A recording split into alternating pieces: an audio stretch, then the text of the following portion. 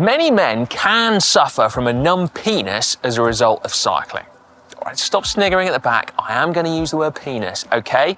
Now, in this video, we're going to talk about what you can do about it and how you can potentially help to stop it. But first, we're going to talk to a urologist to find out why it happens and whether we should be concerned about it. Anthony Kaparis is GCN's resident consultant urologist, having been in a GCN video before when we tackled the broader topic of men's health and cycling. If you are concerned about erectile dysfunction or infertility, watch that video. Here, though, we're going to focus on the topic that can be cycling related. So, Anthony, why do some men suffer from penile numbness when cycling? So important to know what supplies that part of your body in terms of nerves. So there is a nerve called the pudendal nerve, which has got some more branches that come off it, which supplies the sensation to that part of your body, including your penis.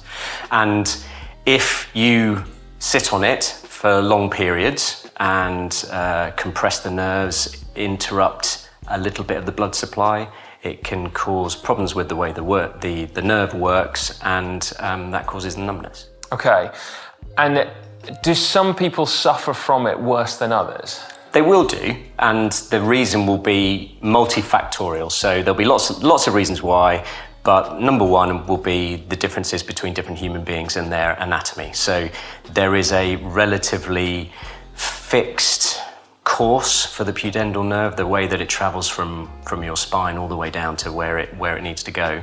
But there will be variations, and the amount of fat that surrounds it, the amount of fascia, exactly what relation between the nerve and the bony structures around there. And then if you add in size of the human being or the cyclist, how they're sitting, what they're sitting on, what their shorts are like, you can get a little bit of everything coming together to make one person suffer more than another. Okay, and importantly then, I guess, is it cause for concern? No, and not in the short term. It's a bit like waking up and you can't feel your arm. If you get out of bed and shake it off, and then your arm works perfectly. I think it's cause for taking notice. I think if you've just started cycling and then suddenly you notice that your perineum and your penis is completely numb, something needs a little bit of attention. Sort your bike fit out, have a look at your saddle, look at your cycling shorts. If you did it for really long periods, your undercarriage is numb while you're cycling, and then it's numb for several hours afterwards, and you just keep on doing it, then conceivably, yeah, you could cause some long-term damage. But hopefully people will look after that part of their body. Yeah, so don't ignore the symptoms. No, don't ignore them. But the symptoms themselves are not serious. I think the analogy about waking up with your arm dead is good. As in, you've been lying in a funny position and you can't feel your arm. It always comes back. Same sort of thing. Just don't keep doing it. Okay, some good news then. For most people, it's not a problem. Just don't ignore it for long periods of time. The fact is, though, it's really unpleasant. I wouldn't want to get a numb anything, but I reckon penis is probably top of the list. So what do we do about it? In the simplest terms, in order to alleviate this issue, we need to remove as much pressure from the pudendal nerve as possible. Now, generally, as cyclists, as either men or women, in fact, we want our sit bones, so that's the bony bits on your bum, to take the majority of your body weight on this broad section of saddle here, rather than putting weight through your perineum, which is the fleshy bit between your bum and your genitals. Now, in order to find out how best to do this, I've called upon another expert, Phil Burt. Now, he is a physiotherapist turned bike fit and ergonomics guru. He's worked with pro cyclists at Team Sky and British Cycling, among others. And now, as well as doing bike fits for non-pro cyclists, he also consults for brands on saddle and shorts designs.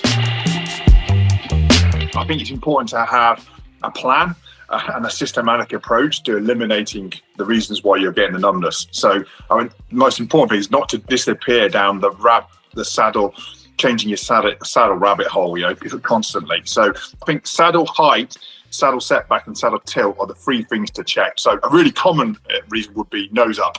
So your saddle is effectively nose up, so you're rotating into the nose of the saddle, and that could be the perfect saddle for you, but because it's nose up, it's increasing that pressure on the pudendal nerve and the penis, and simply by dropping your nose of your saddle by 1 or 2 degrees can completely alleviate it. Okay, let's dive in, shall we? So Phil says the number one issue is having a saddle where the nose is pointing slightly up. Now you can clearly imagine how that is going to put extra pressure on because the saddle is literally pushing back into you. So point number one, make sure your saddle is level or potentially slightly nose down.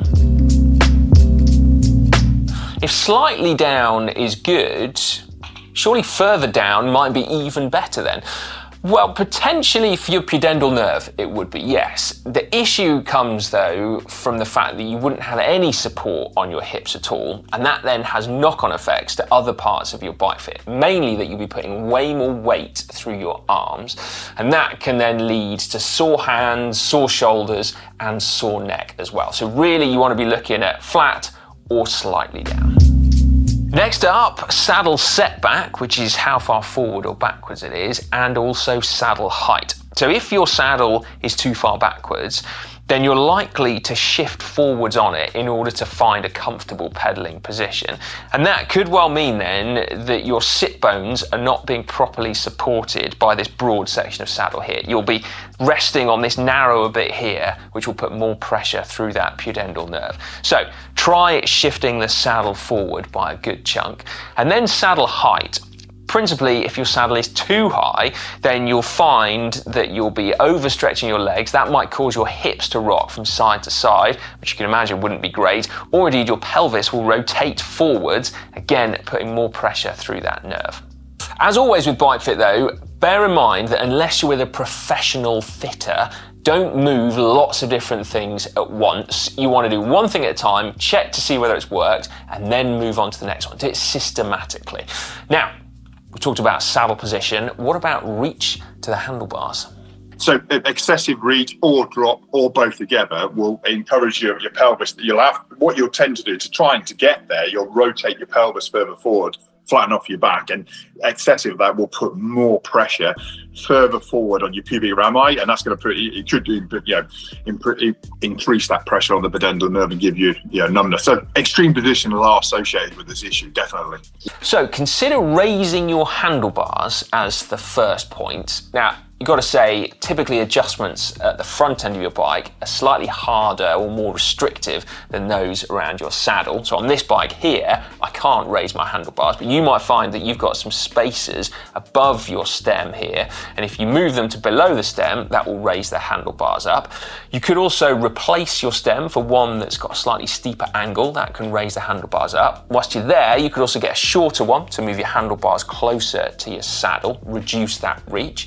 And then something that's often overlooked, but that I quietly obsess about, is handlebars. So again, you can get ones with a shorter reach to bring your controls closer towards you, and also a shorter drop so that you can still use the bottom of the handlebar here without having to stretch too far and rotate those hips forward.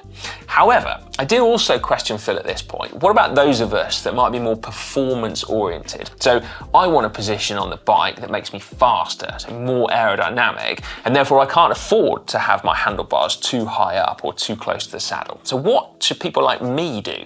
But if you've then gone, well, I want to ride this position, you're absolutely right. This is the most aerodynamic, this is the most powerful. It's then changing the saddle maybe to the one that allows you to do that. Interesting, isn't it? You might have thought that changing your saddle was the very first thing you should do, but no, not until you've got your position on the bike dialed in. And when you do come to look at saddles though, the first and most natural thing to do is to look for a saddle with a cutout here, okay? The idea being that your soft tissue can sit effectively in this channel here as opposed to being squished underneath your body weight on top of the saddle. Now, it's not quite as simple as a channel is good. There are lots of different designs, and as we heard about, there's all those anatomical differences between humans as well, and so what works for one person might not work for another. You've got to consider as well the transition from the saddle to the cutout there. Some are firmer than others, which might lead to more pressure than being placed onto your undercarriage. I did ask Phil whether bigger was better. in terms of cutouts, and he said not necessarily no. Some men might find that a saddle with a much larger cutout is much more comfortable, but he said bear in mind that the bigger the cutout, the less saddle there is to support your body weight. And so actually you might find that you then get saddle sores in other parts of your bum because there's simply too much pressure on too little area. He also said that short nose saddles, like the one I've got on my bike here, can be really good for a lot of people because they tend to keep you in quite a fixed position. There's less saddle to move around on, and so you're less likely to put your body weight through this less hospitable part of the seat. And finally, the other thing he mentioned was soft nose saddles. So ones literally with more padding at the front of it. Now these have been designed specifically with the demands of triathlon and time trial in mind. So those people who want really aggressive, fast positions on the bike. And you can see there's no limit to the relief channel here either. And there's absolutely nothing stopping you using a saddle like this for any kind of riding, be it road, gravel, whatever. So that also would be a really good one to look at. So there we have it, some reassurance from our urologist Anthony Kouparis, although with the warning that you shouldn't put up with penile numbness for too long or too frequently because it could in time lead to long-term issues. It's uncomfortable for a reason, right? Then some great tips from Phil Burt as well. Look at saddle angle, saddle setback and saddle height first of all, then the reach and drop to the handlebars before finally looking at saddle choice. Short nose saddles are good, soft nose saddles are good. Saddles with cutouts can be good, but remember, bigger does not necessarily mean better. And then finally, if you're anything like me, set a reminder or something similar for when you're on the indoor trainer just to regularly get out of the saddle. Now, be super interested to hear your thoughts on this. I really hope those tips can help you out. If you've got any others or any experience, then get involved in the comments section down below. And finally, a reminder that if you're suffering from other issues like erectile dysfunction or infertility, then to check out that video that we've made previously on that subject.